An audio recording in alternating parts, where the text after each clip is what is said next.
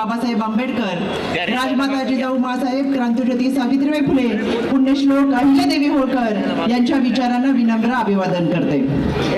गोदावरीच्या काठावरती वसलेल्या या नांदेड जिल्ह्यामध्ये जिथून खऱ्या अर्थानं आदिमाया आदिशक्तीचा जागर सुरू होतो असा 3.5 शक्तिपीठापैकी एक असलेल्या माहूरच्या रेणुका माता, कंधारचा दर्गा असेल, दहावे गुरु गोविंद सिंग यांचं वास्तव्य लाभलेलं शीख धर्मियांचं पवित्र तीर्थस्थान या ठिकाणी येताना नेहमीच मनाला समाधान वाटतं. महाराष्ट्रातलं खऱ्या अर्थानं 10वं असं मोठं शहर आणि मराठवाड्यातल्या सगळ्यात मोठ्या शहराच्या महानगरपालिकेच्या निमित्तानं आज या ठिकाणी उपस्थित राहत असताना ज्यांच्या प्रमुख उपस्थितीमध्ये नांदेड वाघा शहर महानगरपालिका या निवडणुका पार पडतात आणि या सभेला ज्यांनी उपस्थित राहून संबोधित करणार आहेत ते राज्याचे प्रांताध्यक्ष, रायगडचे भाग्यविधाते आदरणीय सुनीलजी तटकरे साहेब, आदरणीय भास्करराव खतगावकर, आदरणीय प्रतापराव बंधू आणि भगिनी, सर्वांचंच मी आजच्या या नांदेड वाघा महानगरपालिकेच्या सभेच्या निमित्तानं मनापासून स्वागत करते.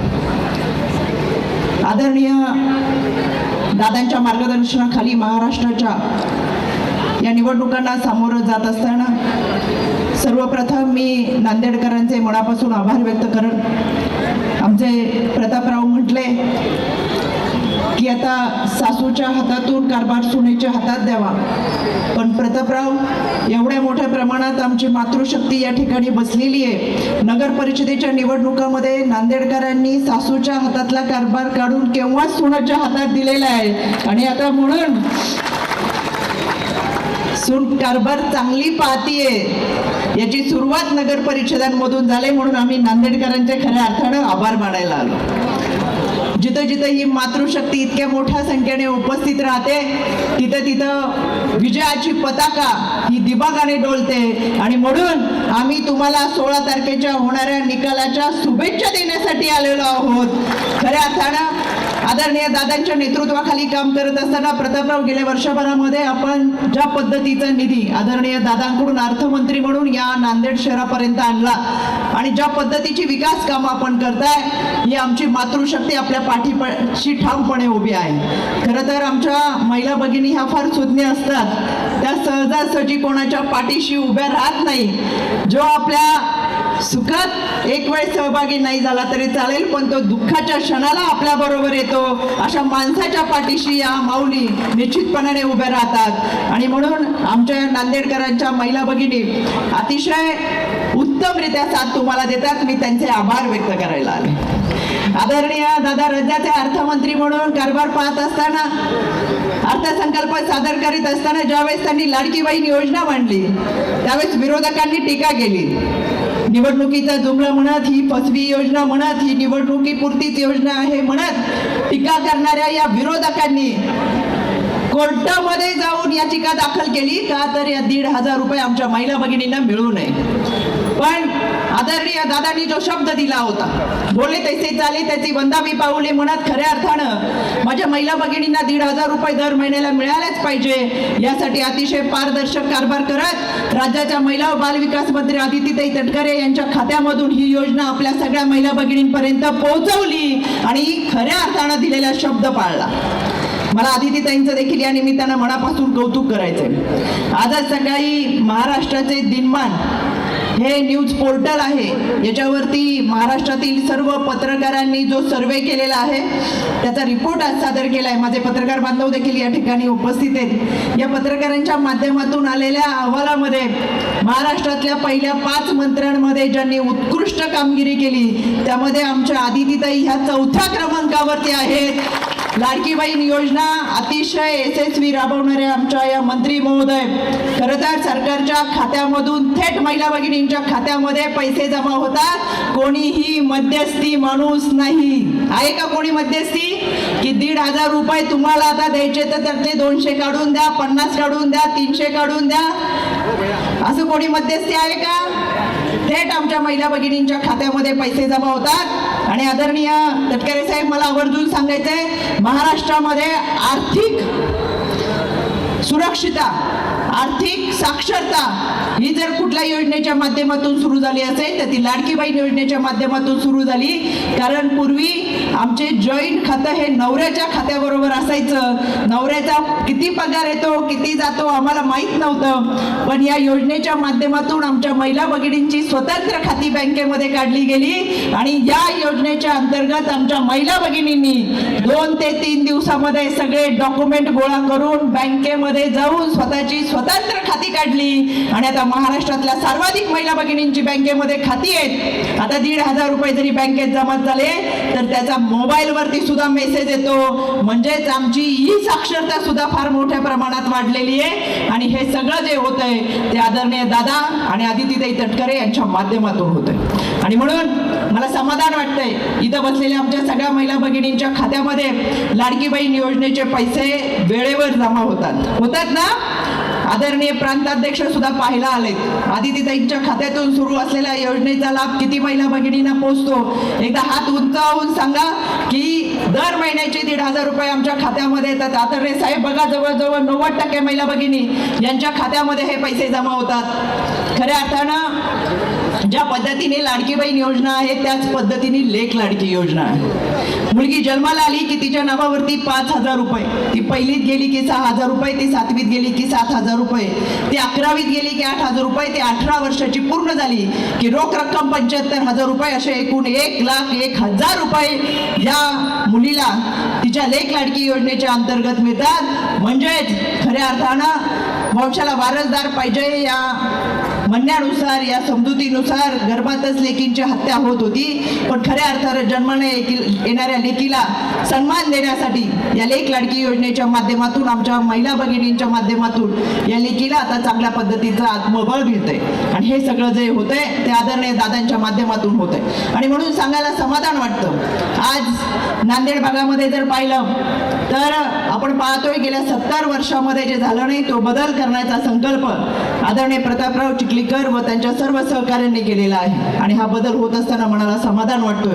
गेल्या निवडणुकीपासून आपण प्रतापराव चिखलीकरांवरती विश्वास ठेवत खऱ्या अर्थानं ही परिवर्तनाची चळवळ आता सुरू केलेली आहे. आणि म्हणून मला आवर्जून सांगायचंय आदरणीय दादांचं राजकारण हे सर्व समावेशक आहे. सर्व जाती धर्मांना बरोबर घेऊन चालणारं आहे. 18 पगड जाती जमाती 12 बलुतेदारांना घेऊन चालणार आहे. छत्रपती शिवरायांचं ज्या पद्धतीचं अष्टप्रधान मंडळ होतं त्याच पद्धतीने आदरणीय दादांचं मंत्रिमंडळ हे सर्व जाती धर्मांच्या लोकांना बरोबर घेऊन चालणार आहे. आणि म्हणून ज्यांनी जातीपातीचं राजकारण केलं, ज्यांनी संविधान बदलाची भाषा केली, त्यांच्यासाठी खऱ्या अर्थानं आता 15 तारखेला आपल्याला मतदान केंद्रावरती जायचंय. ज्यांनी संविधान बदलत असताना ज्या पद्धतीची ही वक्तव्य केली आपण त्यावेळेस कदाचित रस्त्यावर उतरलो नसेल, पण आता मतदानाच्या माध्यमातून आपल्याला हा अधिकार दाखवून द्यायचा.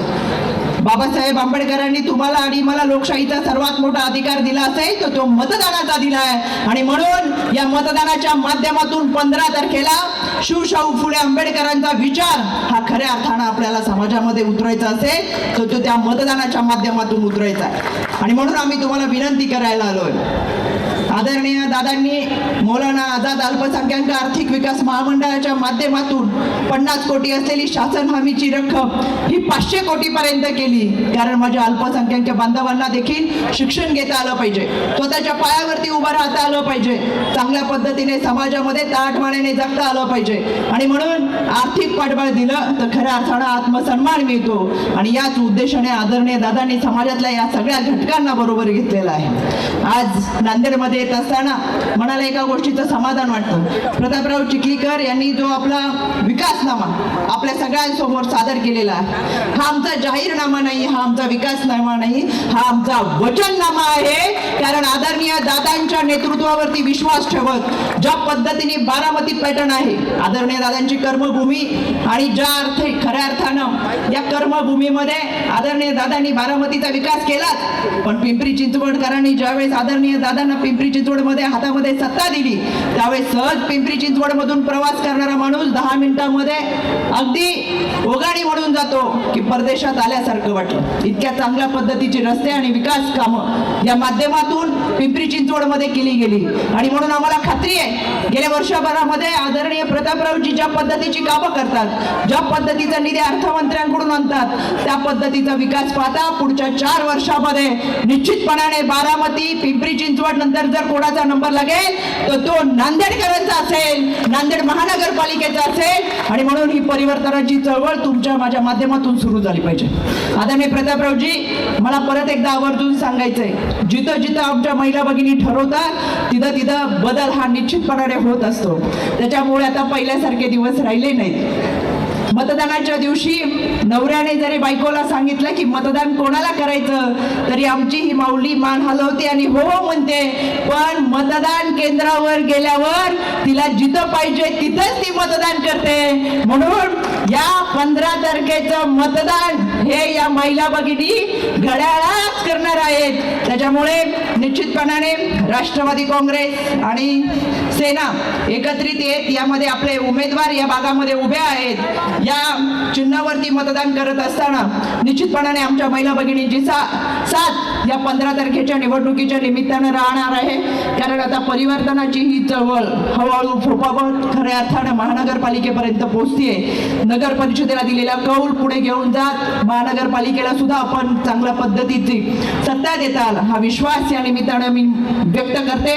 व्यासपीठावरती उपस्थित असलेले हे सगळे उमेदवार जर आपण पाहिले तर हे उमेदवार सर्वसामान्य कुटुंबांमधले आहेत, सर्वसामान्यांच्या प्रश्नाची जाणीव असलेले आहेत आणि सर्वसामान्यांमधले आहेत. फारसं कोणतंही राजकीय व्यासपीठ नसलेलं, फार मोठी धनशक्ती नसलेले हे आमचे उमेदवार आपले प्रश्न सोडवण्यासाठी सभागृहामध्ये जाणार आहेत. महिला भगिनींची संख्या जर पाहिली तर महिलांना माहिती आहे आमच्या पाण्याचा प्रश्न हा फार मोठा असतो, आमच्या सुरक्षिततेचा प्रश्न हा फार मोठा आहे आणि म्हणून आमचे सगळ्या महिला भगिनींचे प्रश्न हे सभागृहात मांडण्यासाठी महिलांना साथ देण्यासाठी आपण मोठ्या संख्येने उपस्थित राहिलात. आता ही परिवर्तनाची चळवळ 15 तारखेच्या माध्यमातून घड्याळासमोरील बटन दाबून आपल्याला दाखवून द्यायचंय आणि म्हणून आदरणीय प्रांताध्यक्ष आदरणीय दादा यांचा मला असं वाटतं आदरणीय प्रतापराव चिखलीकर साहेबांवर जरा जास्त जीव आहे.